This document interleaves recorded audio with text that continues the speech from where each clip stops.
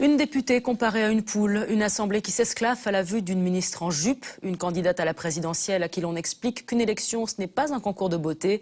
Le sexisme en politique nous offre régulièrement quelques beaux moments de malaise et les femmes politiques ont décidé de dénoncer en chœur les dérapages de leurs collègues masculins. À travers un manifeste, sortons la politique du Moyen-Âge. C'est un reportage de Nathalie Daiber et Fred Ballon. Le lieu du délit, le voici, l'Assemblée nationale. En octobre dernier, en pleine intervention de la députée écologiste Véronique Massonneau, l'élu UMP Philippe Loret a cru bon d'imiter une poule. Oh, ça suffit là. Mais qui c'est qui s'est fait Écoutez, ça enfin, franchement. arrêtez, quoi. Je suis pas une poule, hein. C'est bon. L'attitude du député n'a pas seulement choqué les femmes de l'hémicycle. Philippe Loret a été rappelé à l'ordre et privé d'un quart de son indemnité parlementaire pendant un mois. Cet incident n'a rien d'exceptionnel, selon la cinquantaine d'élus qui ont signé un manifeste intitulé « Sortons la politique du Moyen-Âge », un texte présenté à l'occasion du forum Femmes et Pouvoir. Parmi les signataires, Anne Hidalgo, candidate à la mairie de Paris. Les femmes ont été pendant très longtemps interdites dans ces sphères-là. Donc les codes ont été fabriqués par les hommes, pour des hommes. Heureusement, il y a des hommes qui nous accompagnent et qui nous ont permis aussi de faire des grandes avancées, la loi sur la parité et beaucoup d'autres avancées.